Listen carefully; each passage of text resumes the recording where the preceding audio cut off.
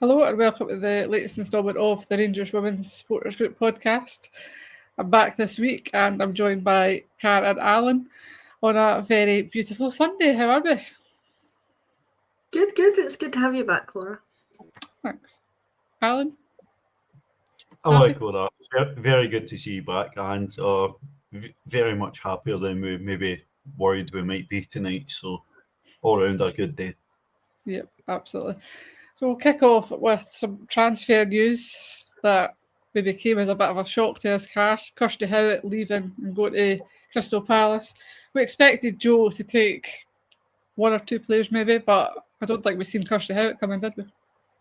No chance. I thought she'd be here till the end of time, or until she retired anyway. I didn't actually feasibly see a world in which she would leave, but stranger things have happened, I guess, and I guess the allure of Joe or money down south or just getting out of Scotland and getting a chance to play elsewhere, she got the opportunity, so she took it. So I don't blame her for that, but it just really caught everyone off guard because it's one of those players like Brogan or Nick that you really don't think is going to leave at any point, and then suddenly she's away with seemingly no notice. There was no rumour, there was nothing kicking about, just she's just gone. It was just mental, really, but wish her all the best. Hopefully she does well down there and everything goes okay for her. Yeah, well, it certainly caught us off guard because with the next rumour, the next person that left, Liv McLaughlin, was kind of rumoured, so we were expecting that to come. It was just a matter of when instead of if. But Kirsty Howat caught us totally off guard, didn't she? Yeah, as you said, the notice was put up that Liv was supposedly down at Leicester for a medical a day or two before, so we're waiting for that to be confirmed. You know, when it gets to the stage somebody's away for a medical, you know it's basically done. But to suddenly get the announcement that Kirsty Howat's away was, I'm still absolutely stunned by that. You know, like Cara, I thought she'd be in until she was literally toughed out with Brogan and Nick. So I think that's a hammer blow in the back of losing particularly Rio. You know, to press high and sort of press well. You know, we've lost a ton of energy at the top end of the pitch. So no seeing so many brought in so far this summer. That really felt like a hammer blow seeing that the other morning. Yeah, Cara, it felt like it left us really weak because we've obviously shipped out quite a few who were at the end of their contract. Chelsea had moved on, so it felt like our midfield's been totally obliterated. Then we're like, oh, we're fine up front. We've got quite a few of them, and then suddenly you're like, oh, two of your main scorers have now left. So that's always obviously tricky when that happens, and we're kind of doubtful for the upcoming game. Yeah, I mean, I thought we're fine. We've got Kirsty, she always steps up. It'll be fine. They can play together, or Kirsty in behind her, Wilco beside her, and then suddenly she's gone, and you're thinking, well, now we've just got Wilco and a really untested Laura Berry, who's not really been given much of an opportunity. So it was, a bit crazy thinking what we're going to do here, but it worked out, thankfully, but it could have gone pretty badly wrong with the grand scheme of things. But I guess Leanne's got ways of working. She'll put other players further forward and Wilco a little bit deeper, which worked really well today. I'm sure we'll get onto that. But we've got options, which I doubted her. I'll admit I doubted it. I doubted the squad. I didn't think the players that we had left would be enough, but seems to be, will be all right. But some more players in would also be nice. We've got a couple of days if we can get that sorted. That'd be good. Yeah, Alan, we've got until Tuesday the 9th of September to bring some players in, and we've already brought one in Jess Pegram from Brighton on loan. Young player, defender, but she obviously started today and done fairly well in what we've seen. Yeah, I think it was a fairly promising debut for a young Jess. I watched our interview when she signed. You know, she sounds very confident, very ambitious to continue to progress and one day develop and be an England Lioness. So she's going to need to make a success her time up here if she wants to take that sort of next step. So very, very bold move to put her in with such little first team experience to put her in her debut when we've not particularly been playing so positively and she's and making a debut away in an Old Firm game. So I think she acquitted herself quite well, but she was maybe a wee bit startled as well at just how little time she'll have on the ball here. Yeah, Carson, we'll get into that because we obviously had the small matter of an Old Firm game, which we were, as I say, we're dreading, but it turned out to be all right. We started with Fife and goals, McCleary, Pegram, Hill, Docherty, Griffiths, Shinji, Macaulay, Hay, and Wilkinson. Seemed like a bit of a mixed bag of a team, but what did you think when you seen it? It was bold. I'll give Leanne that. Certainly bold to start two new players who have, I think, between them played a grand total of about 20 minutes of first team football between Shinji and Jess. But I mean, it worked. We don't have much options otherwise, so I get that she didn't have much she could have done, but it was very bold. And then having Jodie in the back line as well, but she'd done before, but you're thinking this could go pretty badly. Someone untested and then not a right back playing right back, and it could have gone pretty badly wrong. But it was bold. I'll give her that. So if she wants to be bold and it works, I'll let her have it. We'll take that every day of the week. Yeah, it was obviously the strength and depth we've spoke about for the past few seasons is gone, really, isn't it? Because at the bench we had Eversdottir, obviously our goalie, Austin Berry, LaFay, Craft, and Corley Jackson. We're so used to having so many players on the bench, but you were looking if this was going to go wrong, who was going to come on? Because it's a very young bench. Yeah, definitely. And particularly when you're trying to play two wingers and then a 10 and you're playing Mia, Brogan and Lizzie from the start, it doesn't give you much options with maybe putting Laura Berry on, asking her to play wide, from the bench. Probably harsh on Ellie and Fallon, I think, for them to be sitting on the bench. I don't think they've necessarily merited being dropped to the bench, but it's good to see Cathy Hill back in the starting lineup. You expected she would, after a couple of sub appearances, she'd be back in from the start to the end. And we saw Cathy last 90 minutes is a massive bonus for us. So obviously we'll get into the game and the players did come on and make an impact, but encouraging starting lineup and really good to get a proper look at Kim. Yep, definitely. So the first half, we're talking about Pegram coming in, making a debut. She got battered about quite a bit, but then she also nearly scored. She had a lovely header that I think she was really unlucky not to score with, and nearly had an absolutely outstanding start to her Rangers career. Yeah, I mean, she looked good from what we managed to see of her when she wasn't being kicked and two-footed and pulled all over the place by Celtic players. But she looked really good attacking. Defensively looked quite good too. Good with the ball at her feet. Just need to realise, as Alan says, we don't get a lot of time, so you need to be a bit quicker with your passing, but it'll come. It's her first game. I mean, she's 18, so it'll come. It's fine. But yeah, I mean, I think about 6 different Celtic players kicked her or brought her down or all sorts, and then the ref just didn't seem that bothered by it, to be honest, and unfortunately ended up making her go off injured because of it. But yeah, really promising start. Looks really good, solid too, nice and tall, which is nice. Having defenders that can potentially score with their heads is always nice to have in our back line. Yep, Alan's just got a wee smile on his face here, like, yep, headers, scoring, set pieces. We'll come to that, Alan. Were you impressed with her debut? Obviously, as you say, she does need to get used to that, kind of not going to have as much time on the ball, but for a young player, I think she had quite an impressive start. Yeah, given the attention that she was getting from the Celtic attack, they were very cynical and taking shots each to leave one on her. Proper old school sort of play that you don't see so much these days, but the ref was allowing it, and took forever to realise she did actually have her cards with her. But she ended up down getting some treatment for a wee while and got strapped up. But Leanne took a decision to take her off shortly after. She said that in the post match it was a dead leg, so it shouldn't be any issue with her being fit and available for next week. But probably wise that Leanne's made that decision, but also quite brave making that change quite early on in the game. Yep, definitely. So, Carl, there was not many chances for either side first half, kind of half chances. I think Jess had probably the best one. Brogan came close. Lizzie also kind of came close, but they also had a couple of chances, so it was just them kind of feeling each other out and just going to see who was going to break first, and it ended up 0-0 at half time. Yeah, it looked like two teams that didn't want to lose the first half. it was just kind of, as Leanne said in our post-match, tentative. Just everybody seemed a bit tense and didn't want to kind of let it go and get too free with it, I suppose. But yeah, it wasn't great, but we didn't look bad, which I think shocked me the most because I genuinely thought we were going to be awful. So the fact that we weren't awful and we actually looked quite good and we had good passages of plays at points where we're passing the ball quite well. I think there was one where Kim, from like before the halfway line in our half, pings the ball up to Lizzie.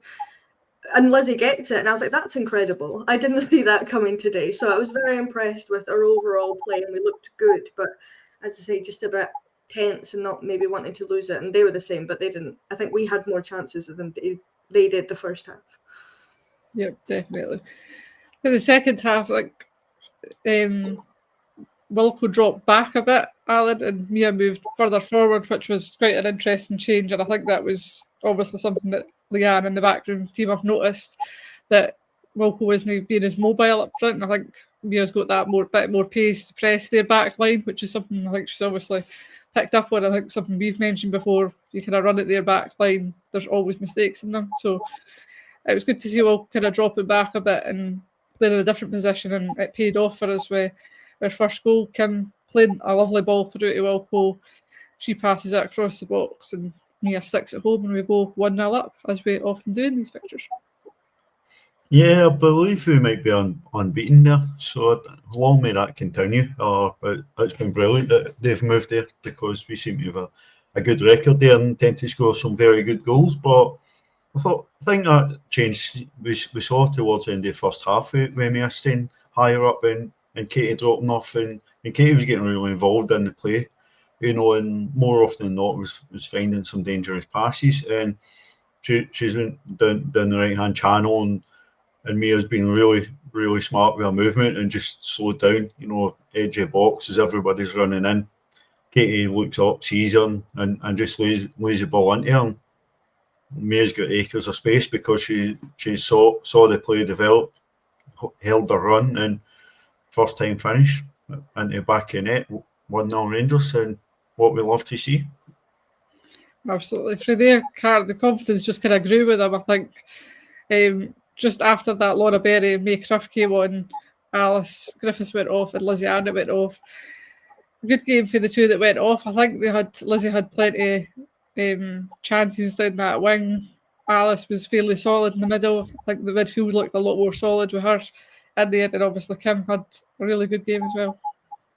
Yeah, I think the partnership of Alice Griffiths and Shinji Kim is going to work out quite well for us. I think they seem to work quite well together.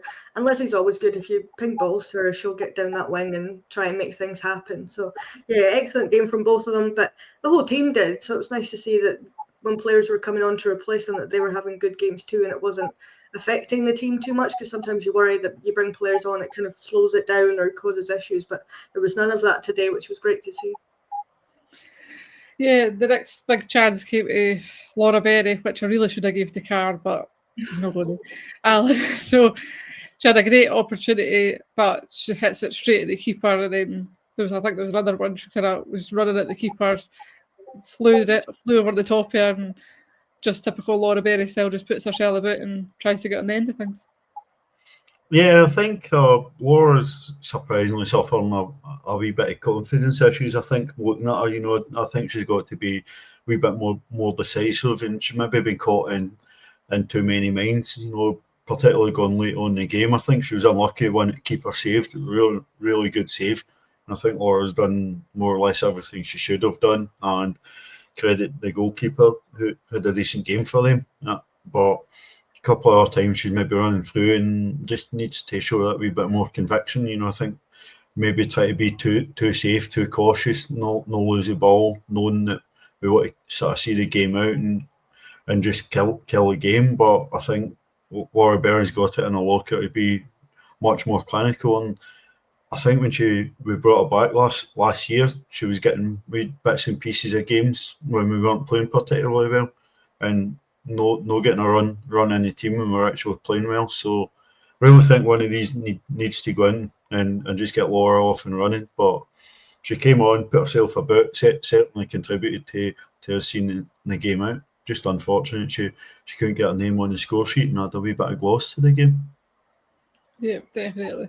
Another player I think grew in confidence, Car, was Jodie McCleary. Her and Brogan, after kind of struggling, I think they're starting to get their partnership now. They were kind of making some good runs down the wing, overlapping each other, and they've had a few chances where they could have created something really nice, getting balls into the box and stuff. So I think their partnership down that wing is really starting to flourish, and I think it's only a matter of time before it pays off. Yeah, and as much as I don't want Jodie to be that far back, it is nice when she's got Brogan in front of her and they have a nice partnership like that, and they seem a bit more confident in taking players on and making passes and making runs rather than being on top of each other side by side and just playing the ball back and forth. But I think that helps having players in the middle of the park too that you can rely on. With the likes of Kim there, they had the other option of passing it to her instead of straight across to each other. So yeah, it's nice to see. Jodie always, I think, enjoys these chat. Well, so does Brogan, to be fair, but I think Jodie really loves these games. She fair enjoyed it at the end anyway. You probably saw on the TV yourself, but she just loves it. Something about it, she just really loves it, and she really grows into the game, and she was exceptional again today. And I think as kind of one of the remaining of the trio that's still here, she's got a lot to kind of prove, the fact that she's still here. So I think she's more than done that today, and I'm sure throughout the season with confidence and players around her helping her that she'll just grow into even more. Yep, definitely. Then we made it 2-0 Alan. I know you've been itching to talk about this. We get a corner. Mia whips the corner in. Ailey, header, 2-0, scored for a corner. Give us your take on it. I think it's one of the things that we love to see. Car especially hates short corners, and an easiest thing in the world is to take short corners, pushing on later in the game, and we're 1-up. You know, our natural inclination when it's been a lot of negativity at the start of the season, you know, you could easily take a short corner, try and kill the game, but Mia's driven the ball into the back post, and unmarked there's Ailey Austin rising to just nod it in at the back post. It's such a simple goal, but as Ailey spoke about in the post-match interview with the club, they identified that the back post was a weak area for him, so it was clear that all the set pieces were looking to overload the back post today, so clearly looking to take advantage of weaknesses in the opposition, which is always nice to see when not just we're trying to do that, but when it actually comes off and works. Yeah, it's nice to see that there's wee details that they seem to be picking up on that we've probably noticed before, and maybe the previous management weren't picking up on because they were stuck in their ways. But yep, corners, we'll love to see it. Ailey Austin getting the goal as well. Fantastic. She's obviously one of us. Loves it. She was loving it with our celebration. And you could see just the togetherness of the team all running away together, celebrating. The bench was like in amongst it, celebrating. It was just fantastic. I think it's exactly what we've needed. Yeah, I mean, I'm never going to be mad about Ailey Austin scoring a goal, but to score a header at the back post, I think me and Alan celebrated the hardest for different reasons. Me because it was Ailey, and because it was a back post corner that we actually scored from for Alan. But yeah, it's always nice when two youngsters, I guess they are still youngsters, but they're kind of the older youngsters at this point, score for us. And I think all the pictures show the celebrations, so they're all just like screaming in each other's faces and then they run away. It's nice to see that the whole group seems to really be round for each other. They want to rally around and make sure that everyone's getting it done. There's no issues, just everyone's there for each other, which is nice to see, especially the younger ones. They really want them to do well. The likes of players coming in, they seem to have really bought into that. They've got them settled, they've helped them, which is always nice instead of just feeling like, oh, the new club, I don't know what to do kind of thing. But yeah, everybody celebrated. Other than Leanne, I noticed that she didn't celebrate all that much from the bench. From Sky, it looked like, and then she kind of stood up and celebrated a bit. I don't know if she was more shocked than anything that we'd done it, but yeah, it was nice to see everybody getting involved. And even like Telma was like buzzing and on the sideline and jumping up and down, and she's not played that much, but she's still part of the group and she loves it just as much as everyone else. So it's nice that everybody knows what it means and how important it is. I think Leanne was just shocked we'd also scored for our corner, to be honest. Like, this is actually, am I seeing things? This happened.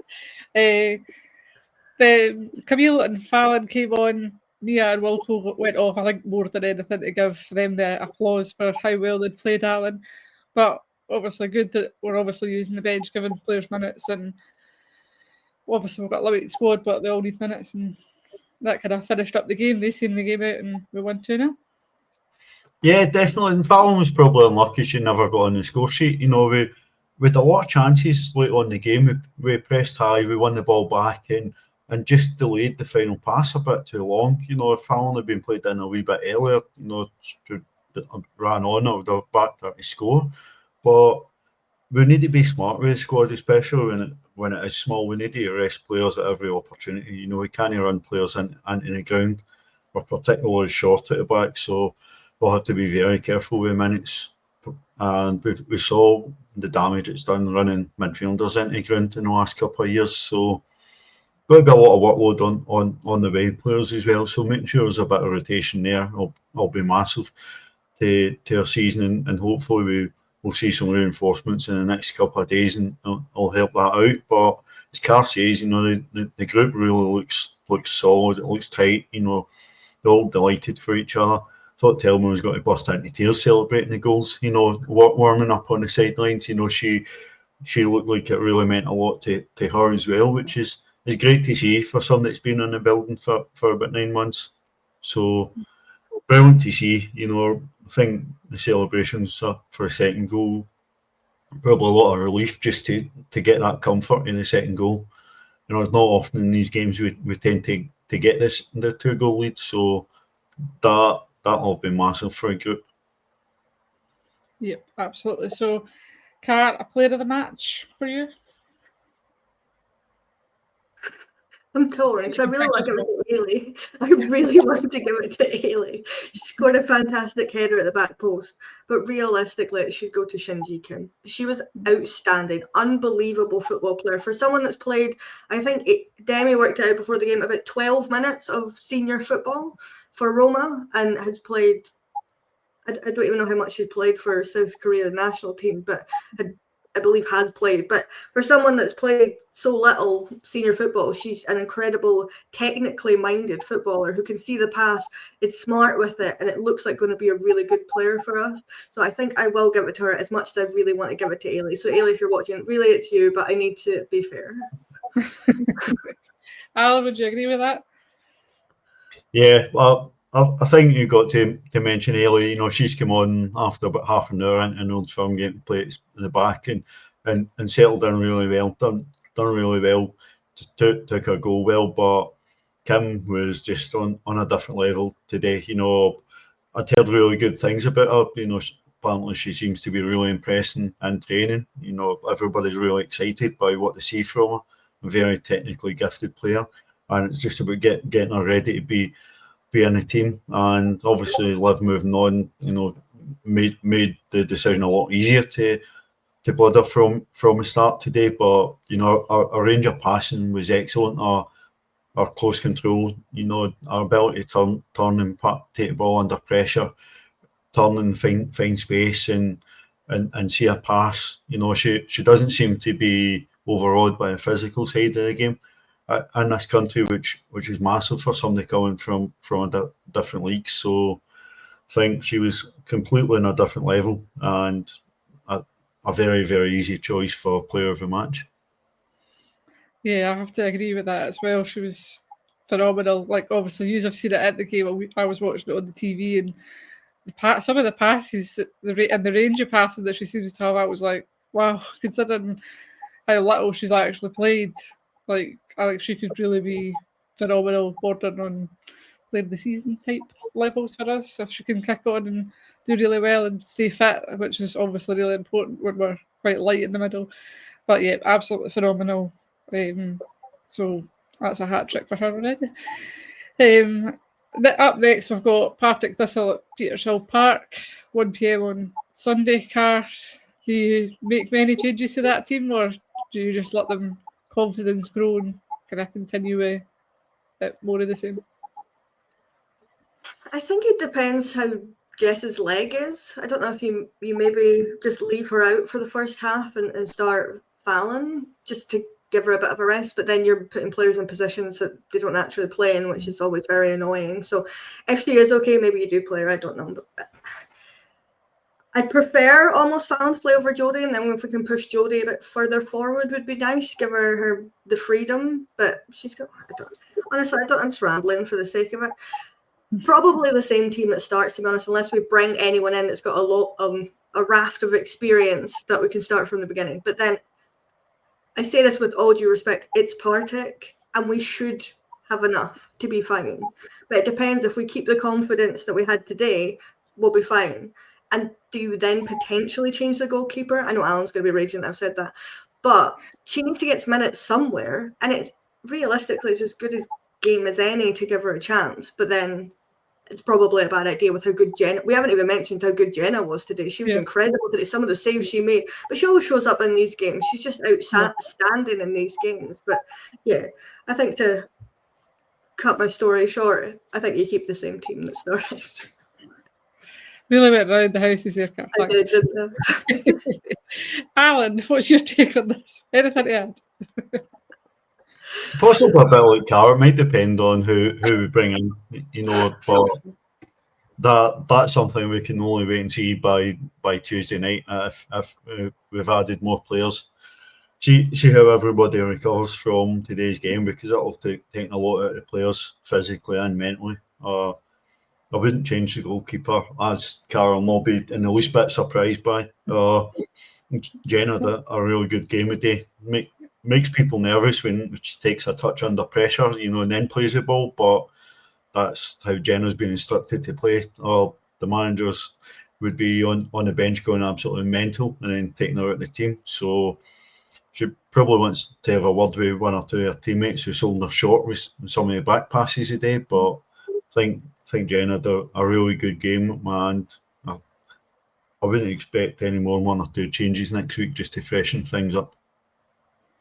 Yeah, I think it's important to see how Kathy comes through that as well, because she's obviously just back in, so that centre of defence is going to be really interesting to see.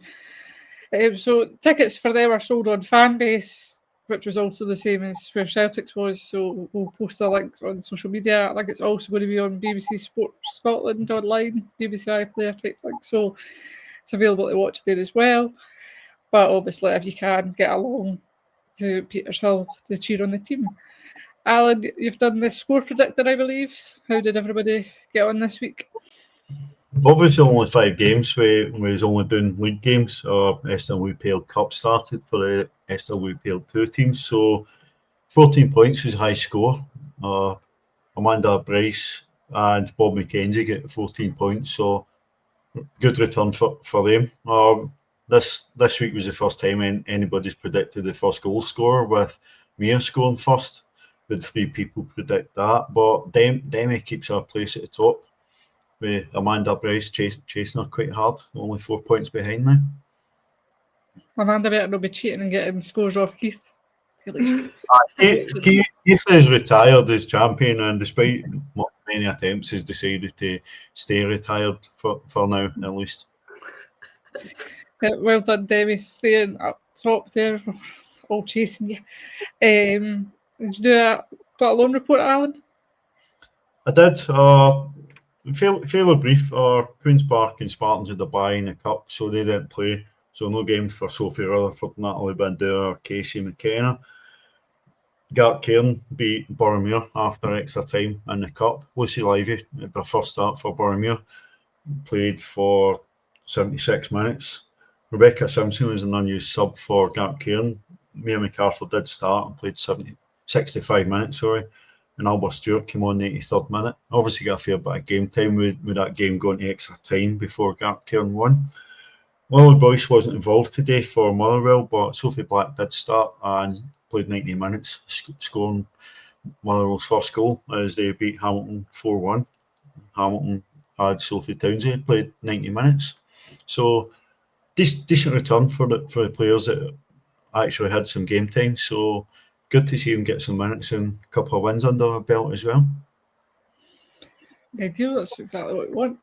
Car, do you want to do a little merch update now that we've got some new merch? I know you've not got any to show, and I really should have had some, but tell us about the new merch. If you told me in advance, I would have made sure I had the plethora of QVC. You don't need to show us, it's fine, just tell us. For any of the young ones, that's like TikTok shop. We show products to sell. We've got mugs now, which are very nice, I might add.